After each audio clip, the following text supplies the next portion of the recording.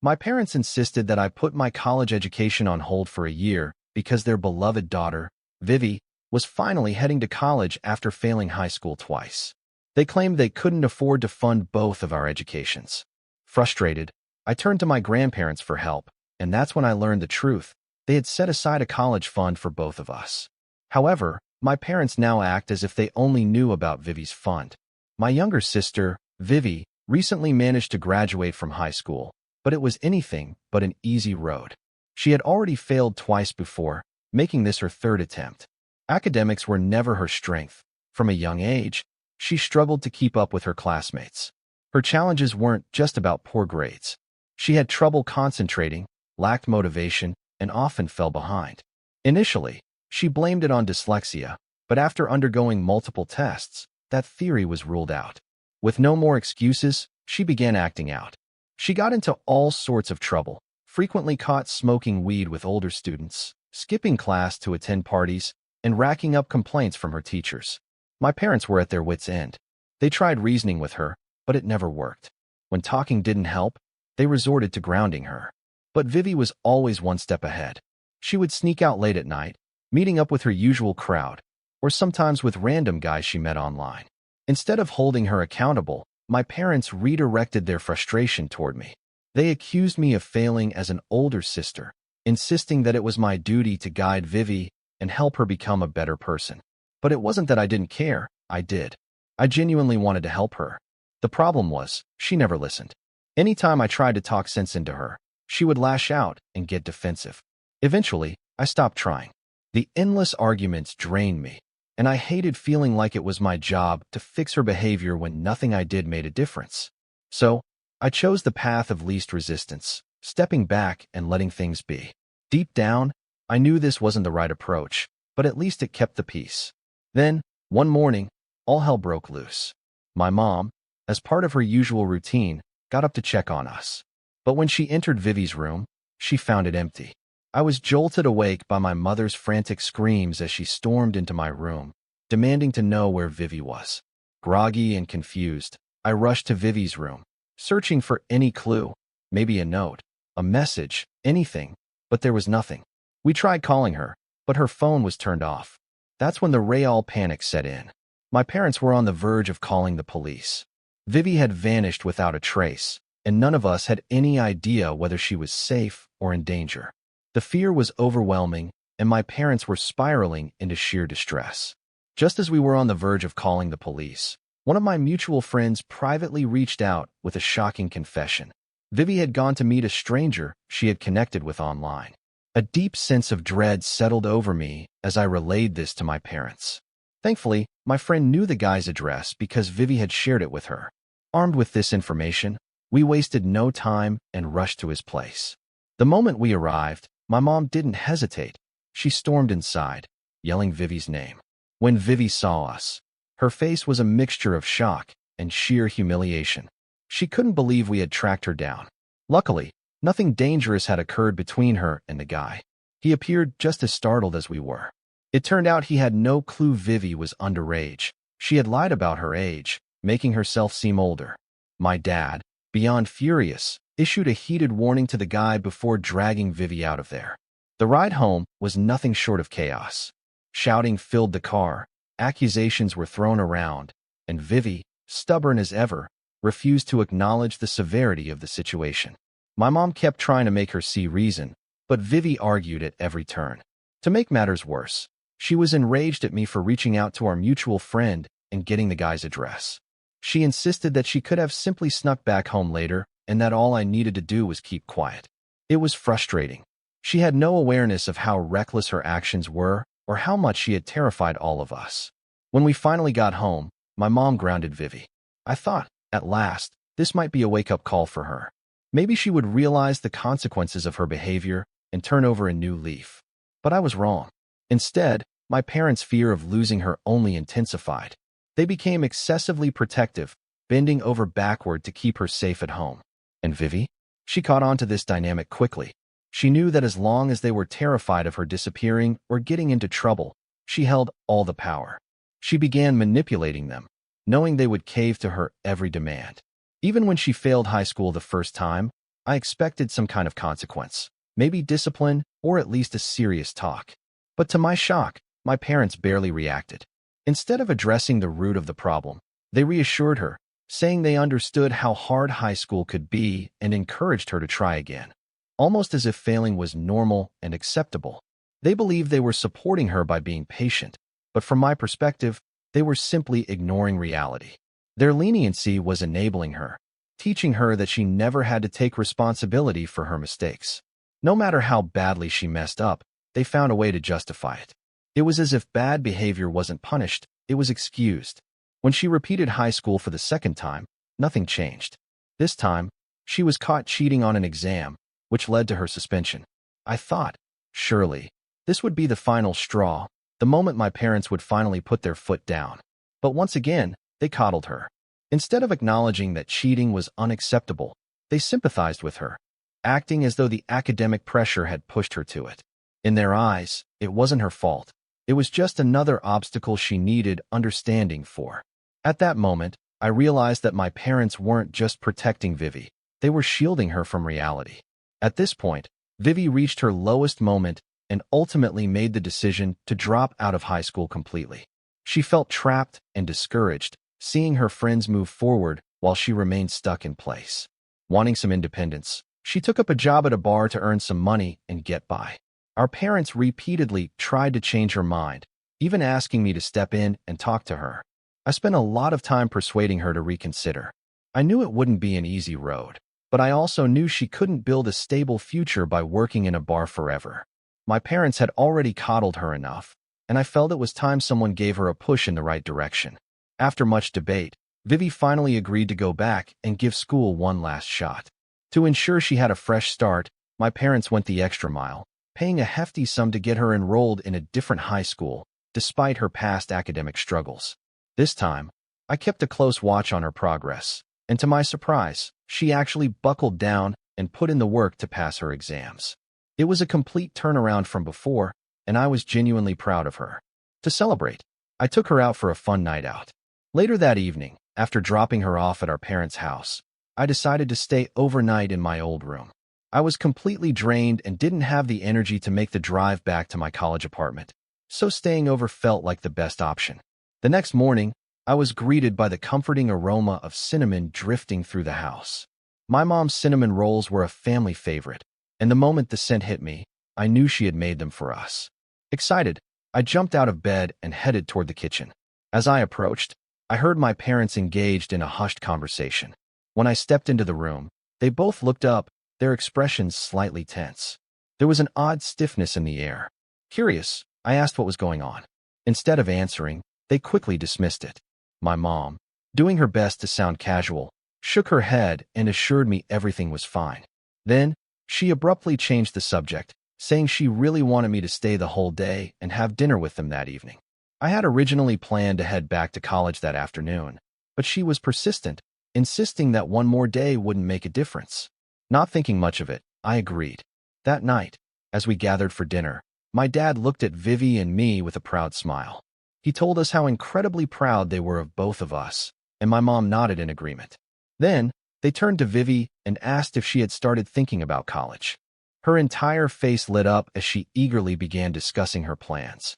She excitedly shared that she had applied to several Ivy League schools, hoping to attend a prestigious college like mine. She was full of optimism, eagerly waiting to hear back from the universities she had applied to. After everything she had been through in high school, it was refreshing to see her so hopeful about the future. For the first time in a long time, she seemed genuinely excited about the possibilities ahead. My parents listened intently, nodding as Vivi spoke. But then, they turned their attention to me. There was a brief pause, and their expressions shifted slightly.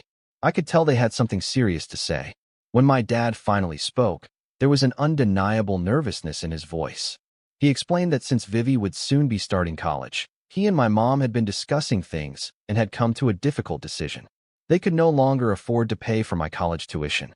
I sat frozen, unable to fully process what I had just heard. My mom quickly stepped in, trying to soften the news. She explained that they had always wanted to remodel the house, but had put it off for years because they were financially supporting me. Now, with Vivi preparing for college, they would have to dip into their savings even more, possibly putting their retirement funds at risk. She reasoned that since I was an adult, it was only fair that I started paying for my own education, as they simply couldn't cover both of us. My mind spiraled. How was I supposed to afford my tuition? My savings would barely last a couple of months, and even with my part-time job, there was no way I could pay for everything. The idea of taking out massive student loans just to make it through the next 2 years made me feel sick. I glanced at Vivi. She looked just as surprised and uneasy as I was. It didn't feel right. After all her academic struggles, she was getting a fresh start, and I was genuinely happy for her. But the thought of being left to fend for myself while my parents continued to support her felt like a betrayal. I asked them directly, would they only be paying for Vivi's first 2 years, like they had for me? Would she also be expected to cover the rest of her education on her own? They avoided my gaze, and the silence that followed was all the answer I needed. Eventually, my mom spoke up.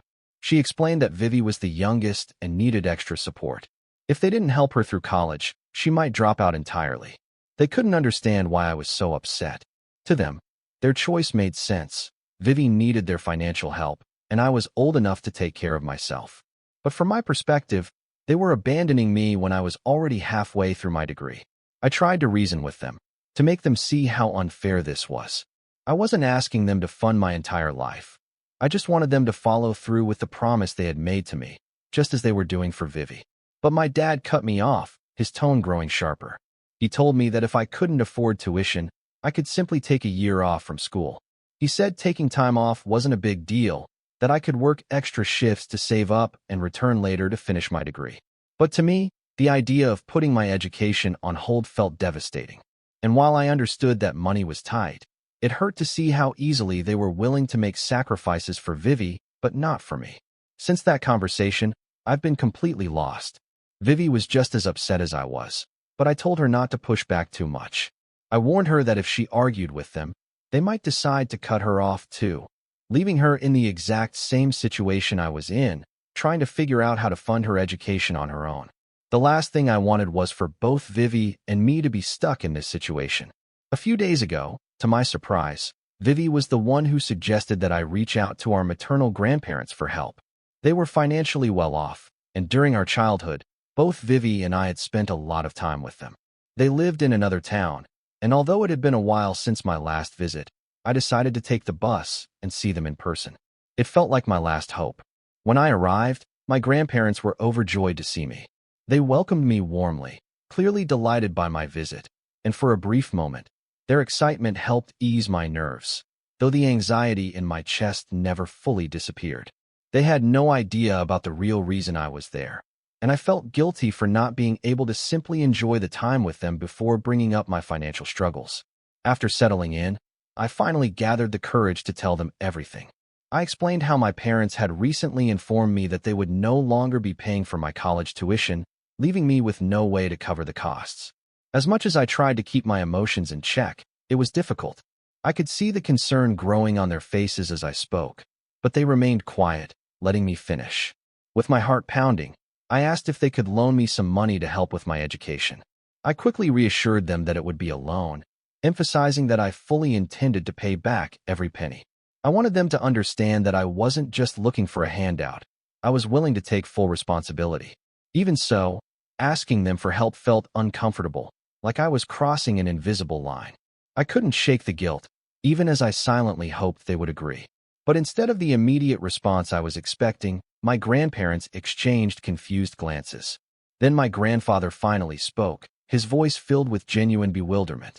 "Why would you need more money when you already have a college fund?" His words stunned me. I blinked at them, completely caught off guard. "What college fund?" I asked. That's when my grandfather explained something that left me reeling.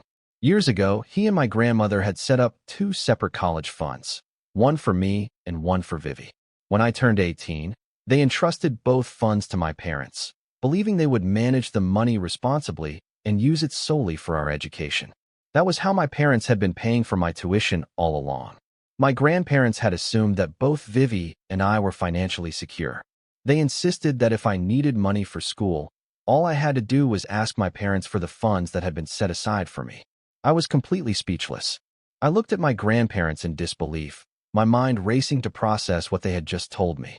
My parents had never mentioned anything about a college fund. Not to me, not to Vivi. For years, we had believed they were covering our tuition out of their own pockets. A flood of questions overwhelmed me. Why had they kept this a secret? What had happened to the money? If it wasn't being used for our education, then where had it gone? I felt an intense wave of anger and betrayal.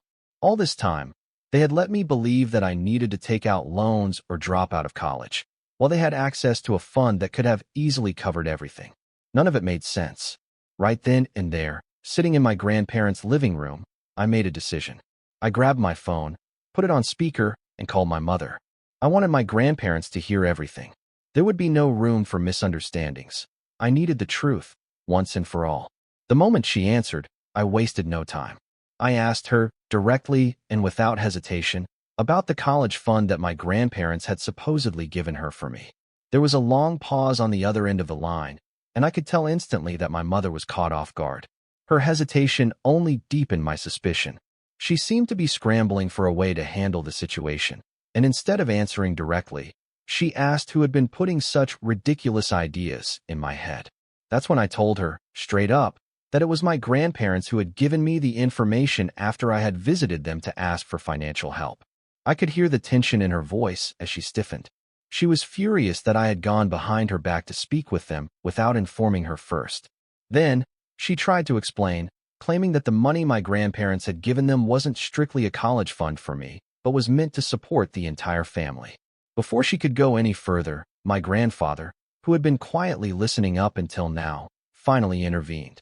His voice was firm as he reminded her that when he handed over that money, he had been explicitly clear it was meant solely for my and Vivi's college education, nothing else.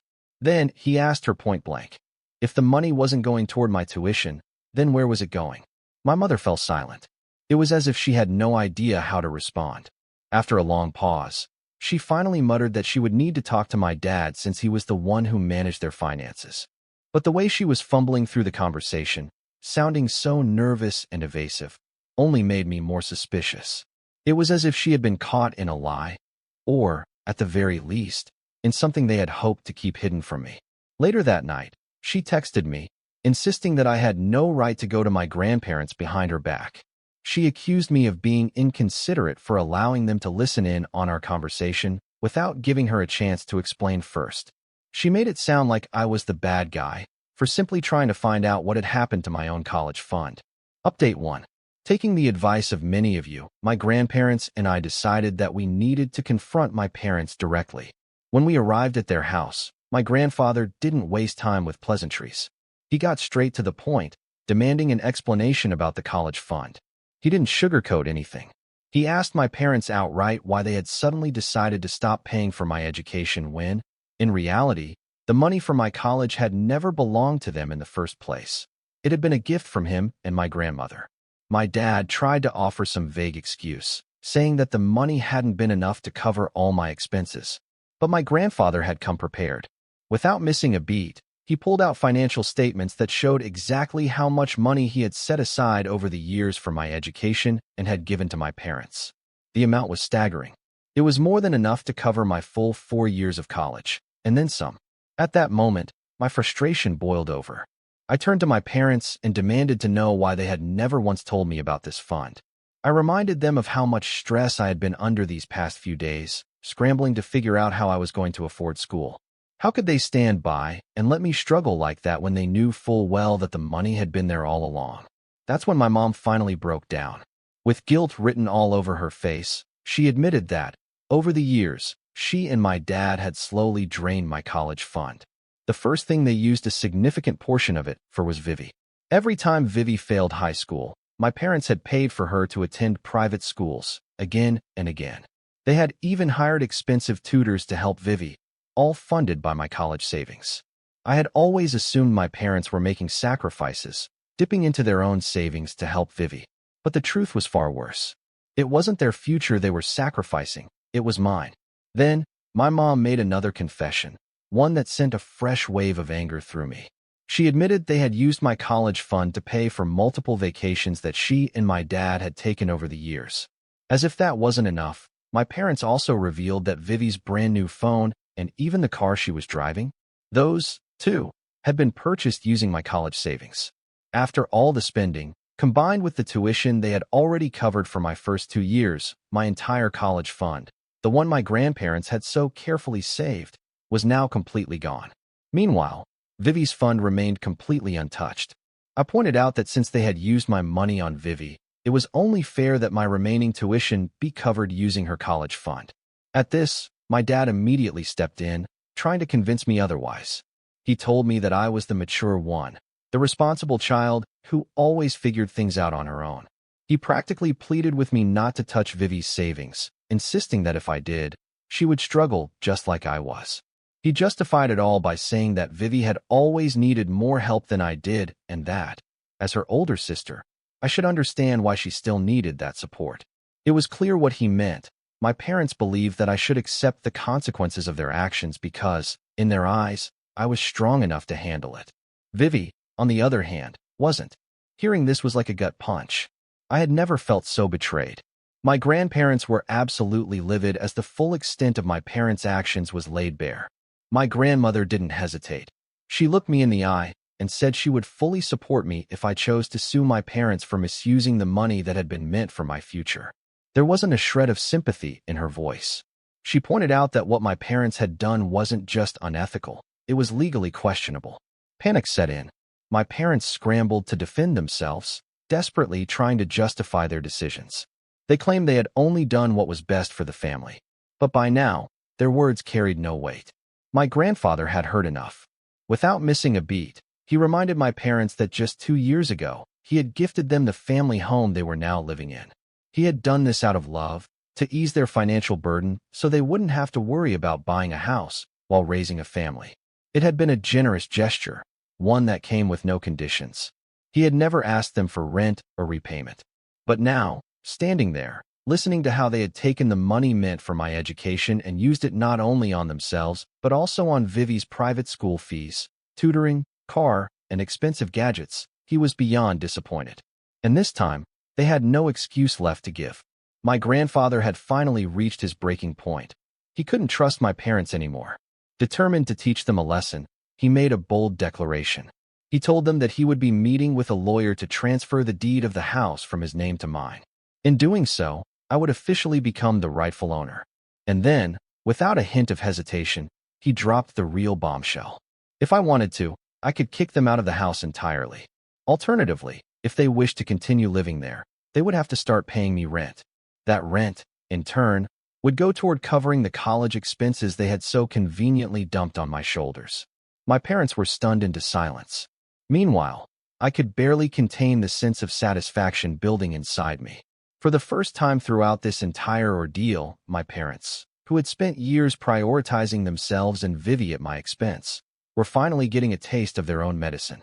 Since then, they've been desperately pleading with my grandfather to reconsider. My dad even offered to use his own savings and sell Vivi's car if necessary to help cover my tuition. But my grandfather didn't budge. Update 2.